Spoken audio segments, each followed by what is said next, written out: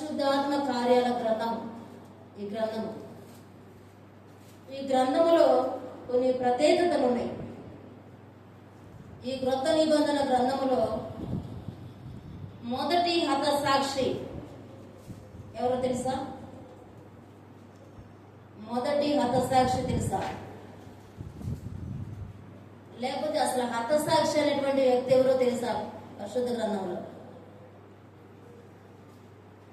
ఎక్కువగా మనం వినేటువంటి పేరు, మనం పెట్టుకునేటువంటి పేరు.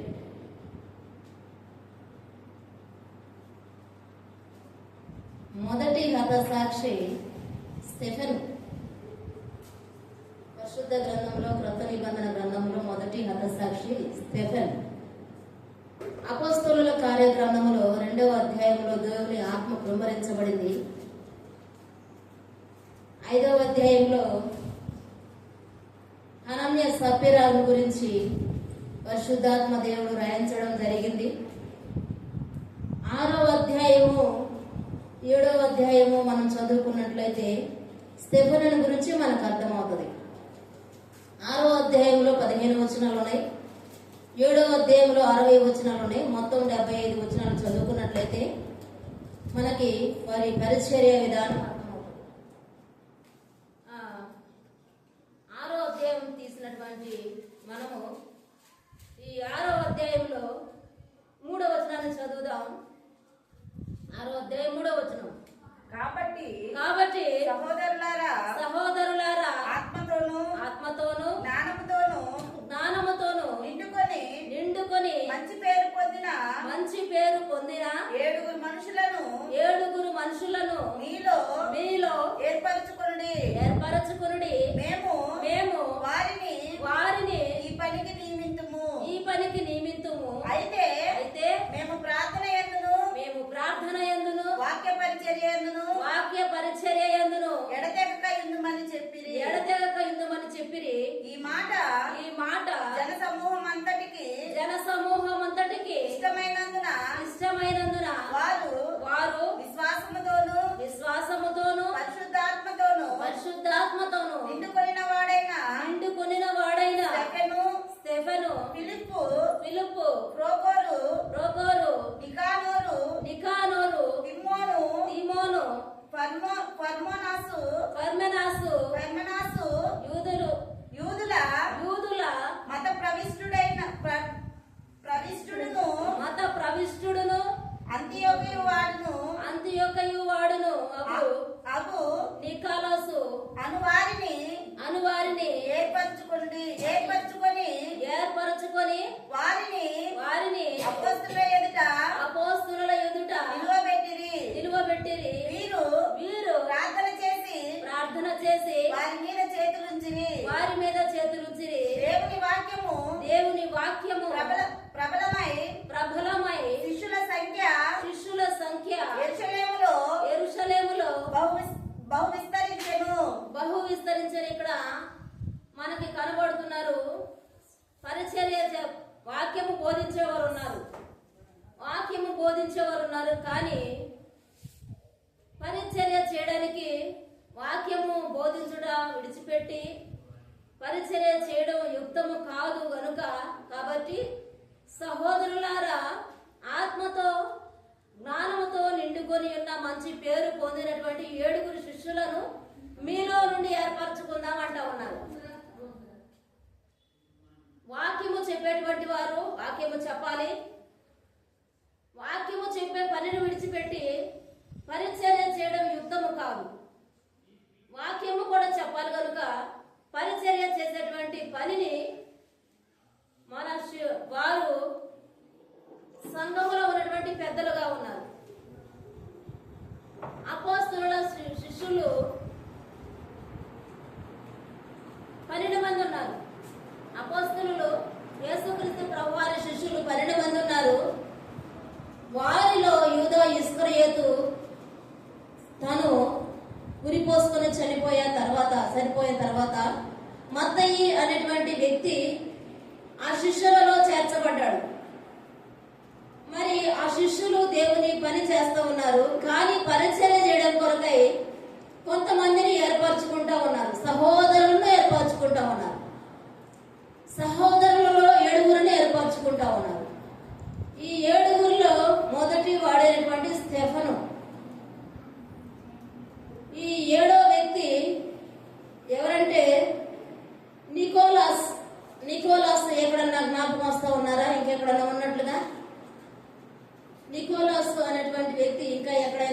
జ్ఞాపకం వస్తా ఉన్నారా? దేవునికి స్తోత్రం, హల్లెలూయా. ఎవరు నిద్రపోయిన ఆపేస్తా. నిద్రపోవడానికి రాత్రంతా సమయం ఉంది, ఇళ్ళ దగ్గర ఉన్నారు. నికోలాస్ అంటే ప్రకటన గ్రంథంలో ఒక వ్యక్తి ఉన్నాడు. నికోలాయతులో బోధ ఎందు అనేటువంటి వ్యక్తి కనబడతా ఉన్నాడు. ఈయన అంతకు ముందు మంచిగానే సహోదరుల్లో ఉన్నటువంటి వ్యక్తిగా ఉన్నాడు. మరి మొదటి వ్యక్తి, ఈ 7 సహోదరులలో మొదటి వ్యక్తి అయినటువంటి స్టెఫను, ఆయన ఎలాంటి వాడంట, ఆత్మతోనూ జ్ఞానముతోనూ నిండుకొని మంచి పేరును పొందినటువంటి వాడుగా ఉన్నాడు. దేవుని సన్నిధిలో పరిచర్య చేసినటువంటి ఈయన ఎలాగున్నాడంటే మొదట ఆత్మతో నిండుకున్నాడు. దేవుని పిల్లలంగా మనము దేవుని ఆత్మతో నిండుకోవాలి. ఆత్మ లేనివాడు నా వాడు కాదు అన్నాడు దేవుడు. అలాగే జ్ఞానముతో నిండుకోవాలి. జ్ఞానము లేకుండా ఏది పడితే అది మాట్లాడడానికి మనకి అవకాశం లేదు. ఒకవేళ మనకు స్వేచ్ఛ ఉందని మాట్లాడితే ఇప్పుడే విన్నాం, ప్రతి మాటను, ప్రతి వ్యర్థమైన మాటను బట్టి దేవుని సన్నిధిలో తీర్పు దినాన నిలబడవలసి ఉంటుంది. కనుక జ్ఞానముతో ఉండాలి. మనం మంచి పేరు పొందుకోవాలి. మన విషయమై మొదట మన ఇంటిలో సాక్ష్యం సంపాదించుకోవాలి. తర్వాత బయట కూడా మన విషయమై సాక్ష్యం చెప్పాలి. అలాంటి వ్యక్తి ఎలాగుంటారు అని అడిగితే, ఆమె చాలా ప్రార్థనా పరురాలు, ఆమె రక్షణ పొందక ముందు జీవించిన విషయం పక్కన పెట్టేసేయండి, రక్షణ పొందిన తర్వాత ఆమె జీవితం ఒక ప్రత్యేకమైనది అనే సాక్ష్యం మనం పొందుకోవాలి. ఈయన ఎలాంటి వాడు అన్నప్పుడు, ఈయన చాలా భక్తిపరుడు, ఎక్కడ ఉన్నప్పటికీ దేవునికి నమ్మకంగా ఉన్నటువంటి వ్యక్తి అనేటువంటి మంచి పేరును మనం పొందుకోవాలి. అలాంటి మంచి పేరు కలిగినటువంటి వ్యక్తిగా స్టెఫను మనకు కనబడతా ఉన్నాడు. ఈయన కృపతోనూ, 8వ వచనంలో, కృపతోనూ బలముతోనూ నిండిన వాడై ప్రజల మధ్య మహత్కార్యములను గొప్ప సూచక క్రియలను చేయొచ్చు అన్నాడు. ఆయన దేనితో నిండుకున్నాడంట? కృపతో నిండుకున్నాడు. ఆయన కృప మనతో ఉన్నప్పుడు ఏదైనా చేయగలుగుతాం. ఆయన కృపతో నిండుకొనిన వాడుగా ఉన్నాడు, బలముతో నిండుకొనిన వాడుగా ఉన్నాడు. బలము కలిగి శూర కార్యాలు చేయగలుగుతాం. అవన్నీ ఎక్కడ నుండి వచ్చాయి? ఆయనకి దేవుని సన్నిధిలో నుండి వచ్చినాయి. మరి ఆయన మహత్కార్యములను గొప్ప సూచక క్రియలను చేయొచ్చు ఉన్నాడు. చేయొచ్చు. ఆయన చేస్తున్నటువంటి పని ఏంటంటే వారికి ప్రకటన చేస్తూ ఉన్నాడు. దేవుని వాక్యాల గురించి ప్రకటన చేస్తూ ఉన్నాడు. వారికి అప్పగించిన పని ఏంటంటే, ముఖ్యంగా ఆ సంఘంలో కొంతమంది విధవరాళ్ళు ఉన్నారు. వారి విషయమై మీరు పరిచర్య చేయమని ఆ 7 అప్పగించినటువంటి పని. పేద విధవరాళ్ళు అంటే జరుగుబాటు లేనటువంటి వారు, దరిద్రులుగా ఉన్నటువంటి వారి విషయమై వారికి ఒక పని అప్పగించారు. మీరు సమకూర్చండి, దానిని జాగ్రత్తగా కాపాడండి, తెచ్చినటువంటిది అపోస్తలుల యొక్క పాదముల దగ్గర వేయండి, తదుపరి దానిని ప్రతి శుక్రవారము దానిని సేకరించేటువంటి వారు, ఆ సేకరించిన దానిని ప్రజలకు పంచిపెట్టేటువంటి వారు. ఆ పని మీరు చేయమని అప్పగించినప్పుడు ఆ పరిచర్య చేస్తా స్టెఫను దేవుని మాటలను ప్రకటిస్తా ఉన్నాడు. మేము చేసేటువంటి పనులను ఒప్పుకోవడం లేదు. మరి ఆ రోజు యోసేపును కూడా అలాగే చేశారు. వాళ్ళ అన్నలు మంచిగా బ్రతికినటువంటి యోసేపును కూడా తీసుకెళ్లి గుంటలో వేశారు, కష్టాలు పెట్టారు. అలాగనే మన రక్షణ కోల్పోసినటువంటి యేసుక్రీస్తు ప్రభువారిని కూడా సిలువ వేసి చంపారు అని మాట్లాడుతూ ఉన్నాడు ఈ స్టెఫను. ఆ మాటలో వారికి నచ్చట్ల. 15వ వచనం చూద్దాం. ఆ విధంగా అన్ని చదువుకుంటూ వస్తే మనకు అర్థమవుతుంది. ఇక్కడ చదివి ధ్యానించే సమయం లేదు కనుక మీరు ఇంటికి వెళ్ళిన తర్వాత నిదానంగా కూర్చొని ఈ 6-7 అధ్యాయాలు చక్కగా చదివినట్లయితే నిదానంగా కూర్చొని చదవాలి. కంగారుగా చదివి వెళ్ళిపోయే వారిని చదివితే అది అర్థం కాదు. నిదానంగా కూర్చొని ధ్యానపూర్వకంగా చదివితే మనకు అర్థమవుతుంది. 15వ వచనం చూద్దాం. సభలో కూర్చున్న వారందరూ సభలో కూర్చున్న వారందరూ అతని వైపు తేరి చూడగా అతని వైపు తేరి చూడగా అతని ముఖము దేవదూత ముఖము వలె వారికి కనబడెను. ఆయనను నిందిస్తూ ఆయనను ఇబ్బంది పెడుతూ ఉన్నారు. వారందరూ సభను ఏర్పాటు చేశారు.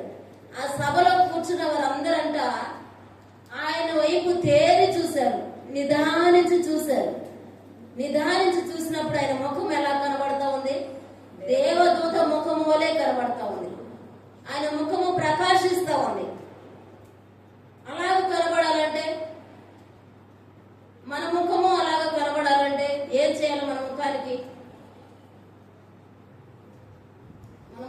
ఏం చేయాలి? అలా కనబడాలంటే మేకప్ వేయాలా, లేదంటే బ్యూటీ పార్లర్కి వెళ్ళాలా?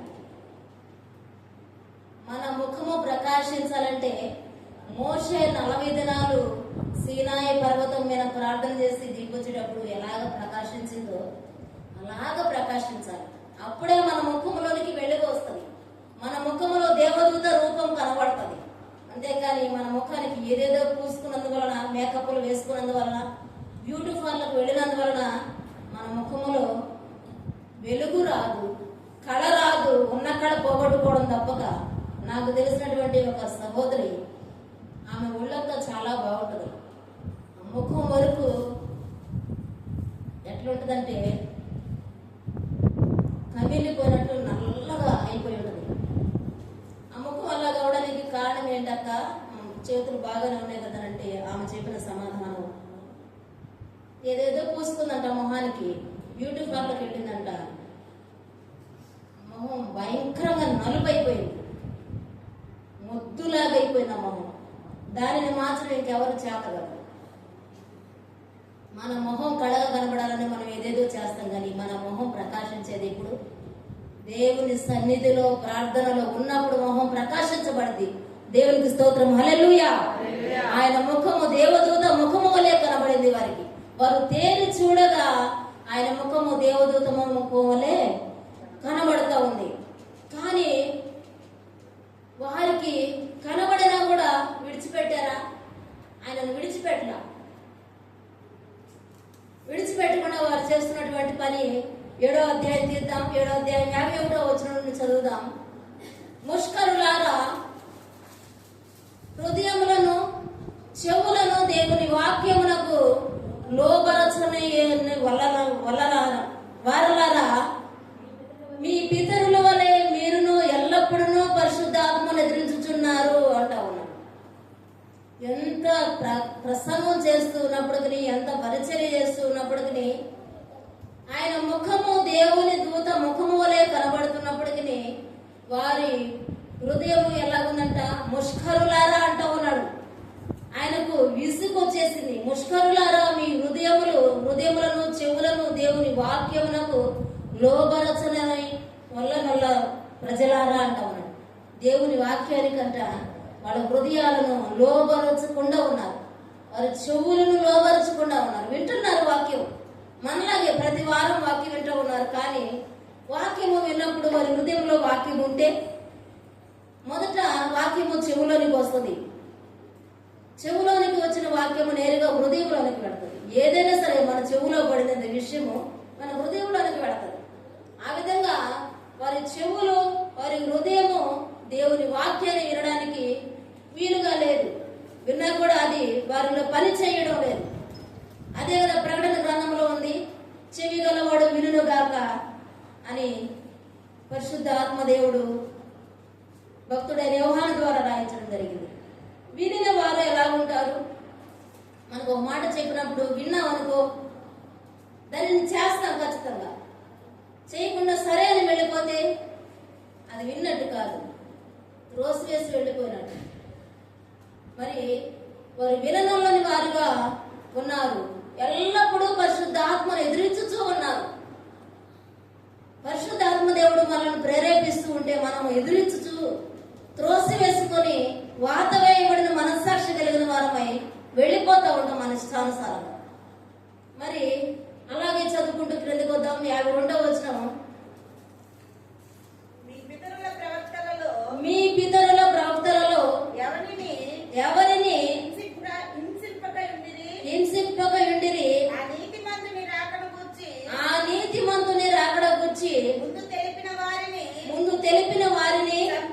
చంపిరి ఆయనను మీరు ఇప్పుడు అప్పగించి అప్పగించి హత్య చేసిన వారైతిరి. ఇలాగా ప్రకటన చేస్తున్నందుకే యేసుక్రీస్తు ప్రభువారిని కూడా మీరే చంపారు, మీరే హత్య చేశారు అంటా ఉన్నాడు ఆయన.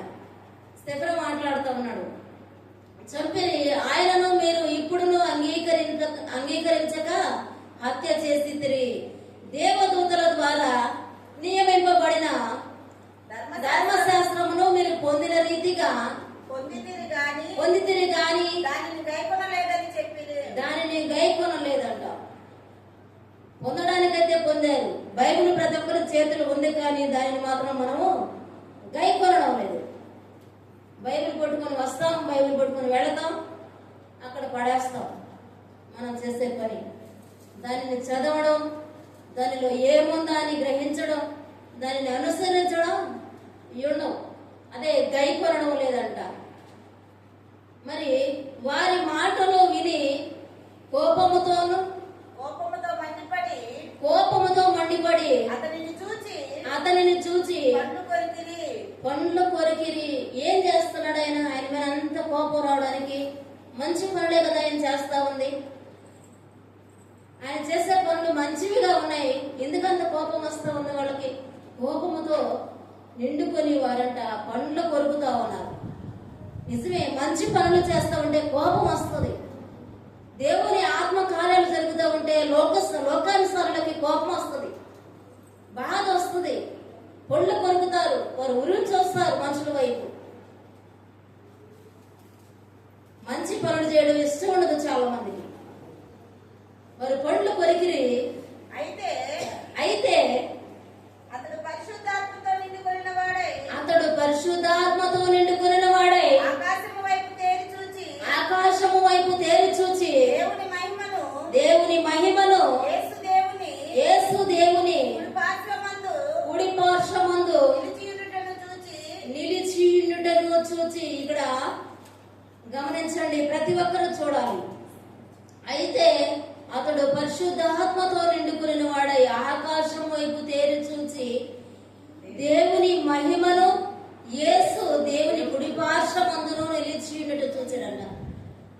నిలిచి ఎప్పుడు నిలిచి ఉంటాం అంటే, మన ఇంటికి ఎవరైనా వస్తారు, మనం కొంచెం గౌరవ ఘనతలో కలిగినటువంటి వ్యక్తి వస్తే మనం నిలిచి నిలబడతాం. వాడు వచ్చినప్పుడు లేచి నిలబడతాం. లేదంటే ఇంకెవరైనా వచ్చినప్పుడు కూర్చో అంటాం సహజంగా, అది ఎవరైనా చేసే పని. కానీ ఈ స్టెఫెనును వాళ్ళు రాళ్లతో కొడుతూ ఉన్నప్పుడు ఆయన ఆకాశం వైపు తేరి చూస్తూ ఉన్నాడు. ఆకాశం వైపు తేరి చూస్తూ ఉన్నప్పుడు పరిశుద్ధాత్మతో నిండుకొనిన వాడై ఆకాశం వైపు తేరి చూస్తూ ఉన్నప్పుడు దేవుని కుడి పార్శ్వమందున యేసుక్రీస్తు ప్రభువారు లేచి నిలబడ్డాడంట. ఎంత ధన్యత! ఆయన రాక కొరకు యేసుక్రీస్తు ప్రభువారు స్వాగతిస్తా ఉన్నాడు.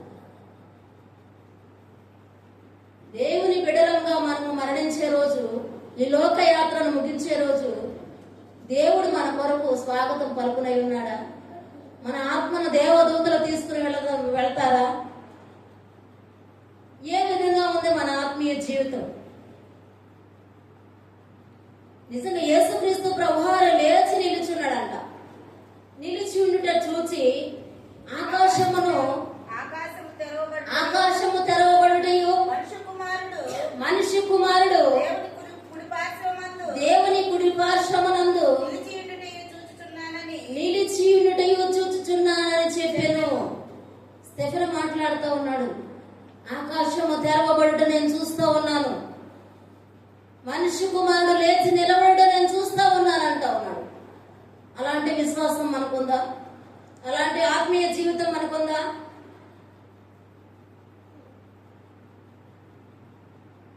ఉందా లేదా మనకు అలాంటి ఆత్మీయ జీవితం? నిజంగా ఆయన ఆకాశము తెరవబడుట చూస్తా ఉన్నాడు, మనిషి కుమారుడు దేవుని కుడి పార్శ్వమందు నిలిచి నిలబడి చూస్తా ఉన్నాడు. ఎంత గొప్ప విశ్వాసం!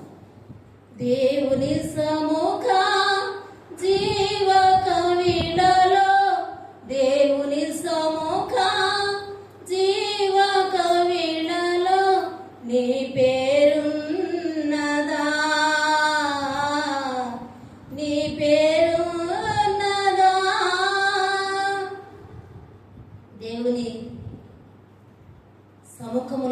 ఉండాలి. హతసాక్షుల కవిడలో నీ పేరున్నదా? హతసాక్షుల లిస్టులో నీ పేరున్నదా? నా పేరున్నదా? ఈ లోకంలో ఎంతకాలం జీవించమన్నది కాదు. అలాగే చదువుదాం. 57వ వచనం చదువుదాం. అప్పుడు వారు పెద్ద కేకలు వేసి అప్పుడు వారు పెద్ద కేకలు వేసి చెవులు మూసుకుని ఏకముగా అతని మీద పడి పట్టణపు వెలుపలికి అతనిని వెళ్ళగొట్టి రాళ్ళు రువి చంపిరి. ఆయన చూస్తున్న దర్శనం వేరు, వీళ్ళు చేస్తున్న పని వేరు. ఆకాశం పట్టణం వెలుపలికి లాక్కొని వెళ్ళి రాళ్ళు రువి చంపారంట. ఆయన చంపిరి. సాక్షులు సౌలు అను ఒక యవనుని పాదముల యొద్ద తమ వస్త్రములు పెట్టిరి. సాక్ష్యాలు, అబద్ధపు సాక్ష్యాలు మోపారంట ఆయన మీద. ఈయన యేసు మీద అబద్ధపు మాటలు మాట్లాడుతూ ఉన్నాడు, మోషే మీద అబద్ధపు మాటలు మాట్లాడుతూ ఉన్నాడు అని అబద్ధపు సాక్ష్యాలు ఆయన మీద మోపి ఆయనను రాళ్లతో చంపి ఆయన యొక్క వస్త్రాలంట యవ్వనుడైన సౌలు పాదముల దగ్గర పెట్టారంట. సౌలు చేస్తున్నటువంటి పని, ఆయన క్రైస్తవులు అంటే వారిని హింసించి చంపుతా ఉన్నాడు. ఆయన పేరెత్తితేనే విశ్వాసులు క్రైస్తవులు భయపడతా ఉన్నారు. అలాంటి సమయంలో ఈ స్టెఫను యొక్క వస్త్రాలు, రక్తముతో నిండినటువంటి వస్త్రాలు సౌలు పాదముల దగ్గర వేశారంట. యవ్వనుడైన సౌలు ఆయన పాదముల దగ్గర పెట్టిరి. ప్రభువును గూర్చి మొరపెట్టుచు యేసు ప్రభువా నా ఆత్మను చేర్చుకొనమని స్టెఫెను పలుకుచుండగా వారు అతనిని రాళ్లతో కొట్టారు. నిజంగా ఈయన మాట్లాడుతున్నటువంటి మాట, నా ఆత్మను చేర్చుకో ప్రభు అంటున్నాడు. వాళ్ళు రాళ్లతో కొడుతూ ఉన్నప్పటికీ వీళ్ళని శిక్షించు, వీళ్ళని బాధించు, నన్ను ఈ విధంగా బాధ పెడుతున్నారని ఆయన ప్రార్థన చేయలేదు. యేసుక్రీస్తు ప్రభువారు నా ఆత్మను చేర్చుకోమన్నట్లుగా ఈయన యేసు ప్రభువా నా ఆత్మను చేర్చుకోమని ఆయన ప్రార్థన చేస్తా ఉన్నాడు. ఆయన ఆత్మను దేవునికి అప్పగించాడు. స్టెఫను యొక్క ఆత్మను దేవుని చేతికి అప్పగించుకున్నాడు ఆయన. అలాగనే పలుకుచుండగా వారు అతనిని రాళ్లతో కొట్టిరి. అతడు మోకాళ్ళని ప్రభువా వారి మీద ఈ పాపము మోపకము అని గొప్ప శబ్దముతో పలికడంట. ప్రభువా ఈ పాపము వారి మీద మోపకయ్యా. తండ్రికి తగిన కుమారుడు యేసుక్రీస్తు ప్రభువారు ఎలాగా వీరేమి చేయించున్నారో వీరెరుగురు కనుక వీరిని క్షమించు అన్నట్లుగా ఈ పాపము వీరి మీద మోపొద్దయ్యా అంటారు. నిజంగా మనము క్షమాపణ మనసు కలిగినటువంటి వారంగా ఉండాలి దేవుని సన్నిధిలో. ఆయన ఆత్మను దేవుని చేతికి అప్పగించుకున్నాడు స్టెఫను. అయితే ఆ పరిచర్యని ఎవరికి అప్పగించాడంటే దుర్మార్గుడు దుష్టుడైన సౌలు చేతికి అప్పగించాడు. మన కళ్ళ ఎదుట వీడు దుష్టుడు దుర్మార్గుడు, వీడెందుకు పనికిరాని వాడు, వీడు దేవునికి లోబడ్డని మనం అనుకుంటాం. కానీ దేవుడు పని తను ఆపడు. స్టెఫను చనిపోయాక పని ఆగిపోయిందా? స్టెఫను చనిపోయాక పని ఇంకా విస్తరించబడింది. అపోస్తలులైనటువంటి శిష్యులందరూ విస్తారమైన పరిచర్య చేశారు. స్టెఫను ఏ విధంగా చంపబడ్డాడో సౌలు కూడా అదే విధంగా చంపబడ్డాడు. దేవుని పిల్లలను మనం హింసిస్తూ ఉన్నాం, బాధ పెడతా ఉన్నామని మనం అనుకోవచ్చు. కానీ ఏది మనము విత్తుతామో దానిని ఖచ్చితంగా కొయ్యవలసింది. స్టెఫెను సుఖానుభవాలకి ఆయన ఇష్టపడలేదు. మోషే విశ్వాస వీరుల పట్టికలో మాట్లాడుతున్నటువంటి మాట హెబ్రీయులకు రాసిన పత్రిక తీయొద్దు 11:24 మాట్లాడుతూ ఉన్నాడు. అల్పకాలము ఏమంటా ఉన్నాడు?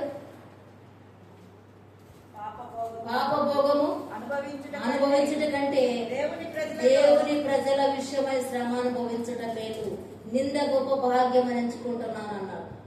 ఆ విధంగా స్టెఫను చనిపోవడానికై ఇష్టపడ్డాడు, కానీ దేవుని పరిచర్యలు చేయడానికి ఇష్టపడల. ఆయన అప్పగించిన పని సేకరించి తెచ్చిన నిధిని అపోస్తలుల పాదాల దగ్గర పెట్టమన్నాడు. అలాగే దేవుని వాక్యాన్ని బోధిస్తూ ఉన్నాడు. అపోస్తలుల పాదాల దగ్గర పెట్టేటువంటి అనుభవం మనకున్న ధననిధిలో అపోస్తలుల పాదాల దగ్గర అంటే ఆ రోజుల్లో వారి యొక్క ధనము తెచ్చి అపోస్తలుల పాదాల దగ్గర పెట్టేటువంటి వారు. అదే క్రమంలో 5వ అధ్యాయంలో అననీయ సఫీరా కూడా అపోస్తలుల పాదాల దగ్గరకు తెచ్చారు. ఎందుకు తెచ్చారంటే వారు ఏ మనసుతో తెచ్చారంటే అందరూ వారి యొక్క పొలం అమ్మి తెచ్చి పెడతా ఉన్నారు అపోస్తలుల పాదాల దగ్గర, మనము కూడా అలాగే తెచ్చి పెడదాం అని వారి పొలం అమ్మి భార్యాభర్తలు ఇరువురు ఇంట్లో కూర్చొని మాట్లాడుకొని ఇంతకు అమ్మేమంటే ఇంతకే అని చెప్పమని ఇద్దరు సాక్ష్యం చెప్పుకున్నారు, నమ్మబలుకున్నారు. వచ్చారు పేతురు దగ్గర వచ్చి పేతురు గారితో అంటా ఉన్నాడు, పేతురు గారు ఇంతకే అమ్మేమంటే ఇంతకే అంటాం. అసలు ఎవరు అమ్మమన్నారు, ఎవరు ఇమ్మన్నారు? మనుషులకు మెప్పు కలిగించాలని, మనుషుల ఎదుట మెప్పు పొందాలని, కొంతమంది ఏదైనా చేస్తే మనుషులందరూ చూడాలని చేస్తూ ఉంటారు. అలాగూ ఈ అనన్య సఫీరా చేశారు. మన ధనం ఎక్కడ ఉండాలంటే అపోస్తలుల పాదాల దగ్గర ఉండేది అప్పుడు ధనం. ఇప్పుడు మనం ధనం ఎక్కడ పెట్టుకుంటా ఉన్నాం? కింద పడితే దాన్ని తీసి కళ్ళకు అద్దుకొని నెత్తికి వేలు పెట్టుకుంటాం. ధనం ఉండాల్సింది పాదాల దగ్గర, నెత్తిపైన కాదు. మోకాళ్ళ దగ్గర కూడా దానిని రానియకూడదు. దాని స్థానం పాదాల దగ్గరే, ధనము స్థానము పాదాల దగ్గరే. సిరికిని దేవునికి దాసుడై ఉండట అసాధ్యం. లోకములో ఉన్న దానిని మనం ఆశించకూడదు. స్టెఫెను దేవుని కొరకు హతసాక్షిగా మార్చబడ్డాడు. రాళ్ల కరువు చంపినప్పటికీ తన ఆత్మను దేవుని సన్నిధిలో అప్పగించుకున్నాడు. ఆ పరిచర్యను సౌలు చేయడానికి దేవుడు సౌలుకు అప్పగించాడు. నువ్వు ఎలాగ స్టెఫెనును చంపావో ఆ విధంగా నేను చంపబడాలని సౌలు కూడా దేవుడు అదే శిక్షణ విధించాడు. అయితే దేవుని పిల్లలమైన మనము చనిపోవడానికి ఏమాత్రం చింతపడదు. ఎందుకు స్టెఫెను కూడా చనిపోవడానికి ఎందుకు చింతపడలేదంటే ఆయన నిజంగా దేవుని కుమారుడే లేచి నిలబడి ఉన్నాడు. ఈయన యొక్క ఆత్మను ఆహ్వానించడానికి అంత గొప్ప విశ్వాసం మనది.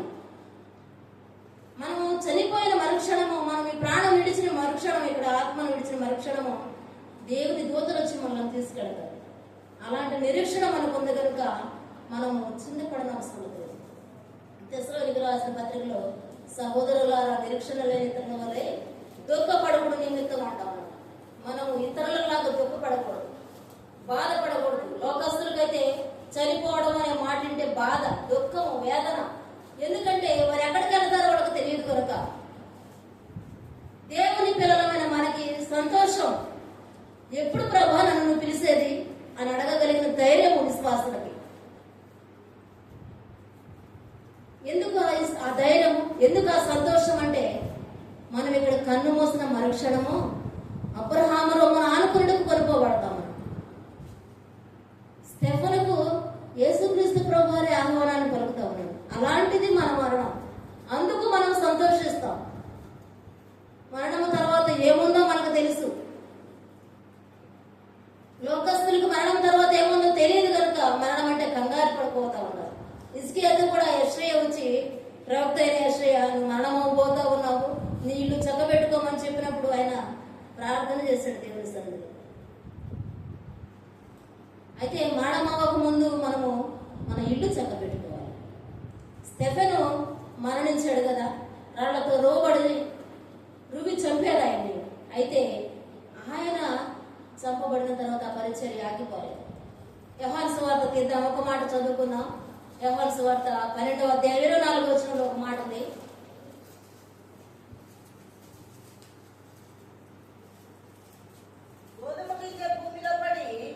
గోధుమ గింజ భూమిలో పడి చావకుండిన ఎడల చావకుండిన ఎడల అది ఒంటిగానైనా ఇండును. అది ఒంటిగానే ఉండును. అది చచ్చిన ఎడల అది చచ్చిన ఎడల విస్తారముగా ఫలించును. విస్తారముగా ఫలించును.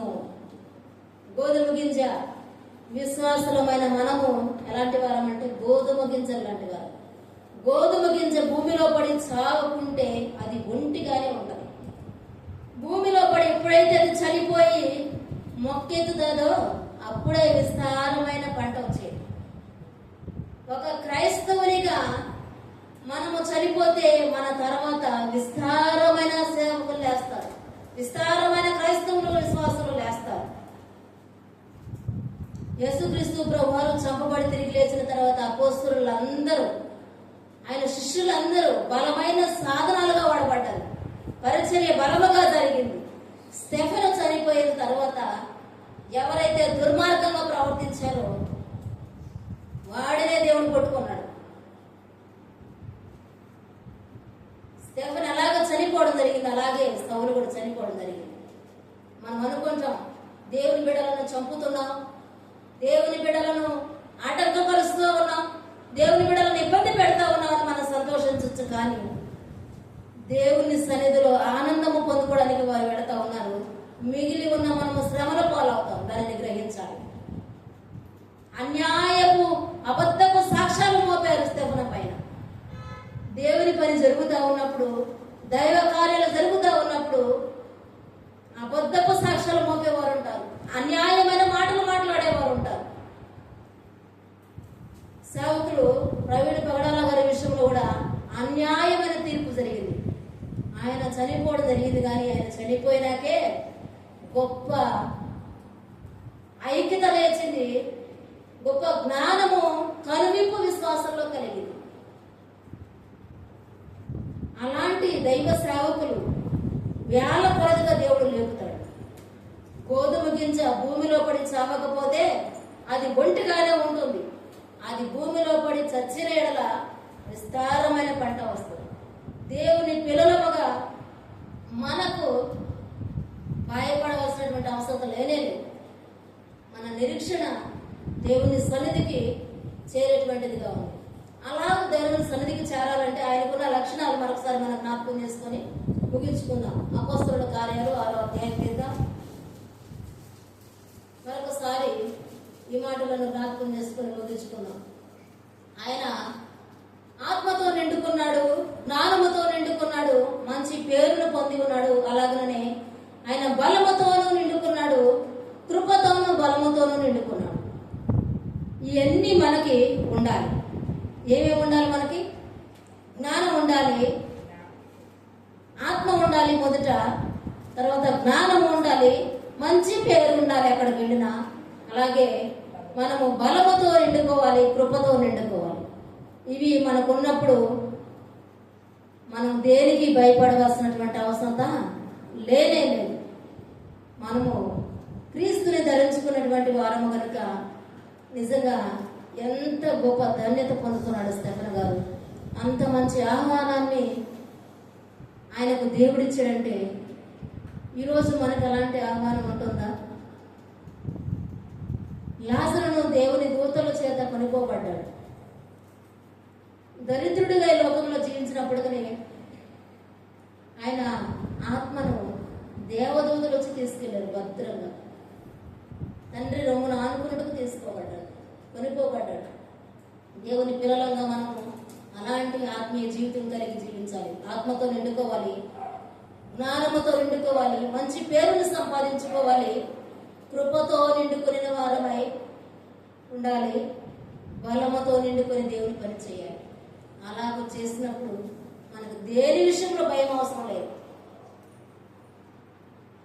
స్టెఫెను వలె దేవుని పని కొరకు బలమైన సాధనాలుగా మనం అందరం ఆడబడాలి, నిలబడాలి, ధైర్యంతో నిలబడి ఆయన పనిని ముందుకు కొనసాగించాలి.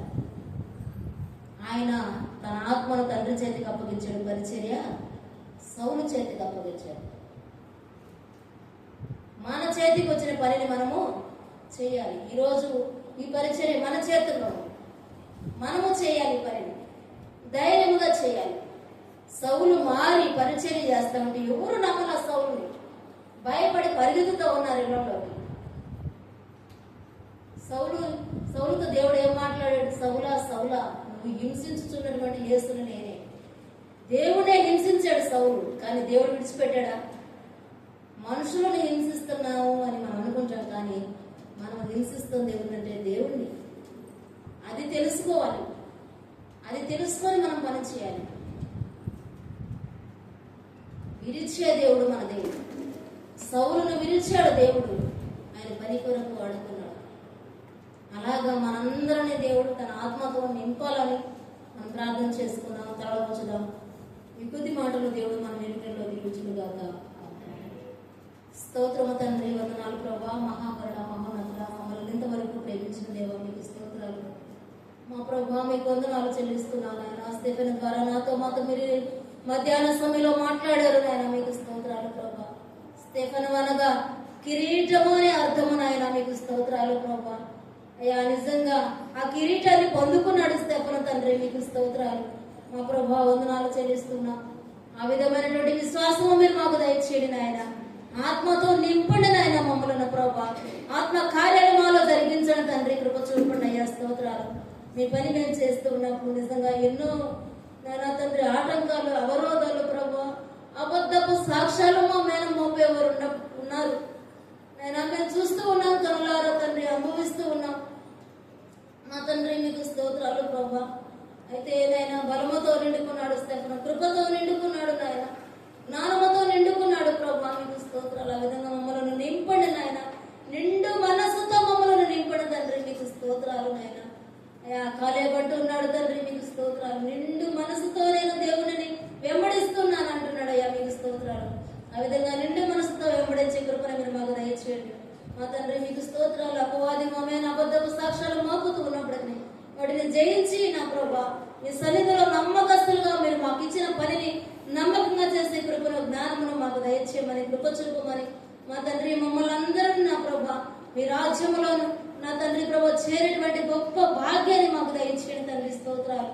ఇదిగో లాజరు ప్రభా నా ప్రభా కన్ను మూసిన వెంటనే నేను దేవదూతలు అబ్రహాములో మునానుకుడు కొనుక్కోబడినట్లుగా తండ్రి నీకు స్తోత్రాలు. స్టెఫెను ప్రభా నాయన చూస్తుండగా ఆకాశము తెరవబడింది నాయన, నా తండ్రి దేవుని కుమారుడు లేచి నిలబడ్డాడు. ఎంత మంచి ధన్యత తండ్రి, నీకు స్తోత్రాలు ప్రభా. అలాంటి ఆత్మీయ జీవితం మాకు మీరు దయచేయండి, కృప చూపి నడిపించమని ప్రభా. మీరు అక్కడ వరకు మీకు నమ్మకంగా మా తండ్రి నిలబడి పనిచేయడానికి కృప చూపి నడిపించమని మీ చేతులకు మమ్మల్ని సంపూర్ణంగా సమర్పించుకోవచ్చు. యేసుక్రీస్తు వారి శ్రేష్టమైన నామములో ప్రార్థించి స్తుతించి అడిగి వేడుకుంటూ ఉన్నాము తండ్రి.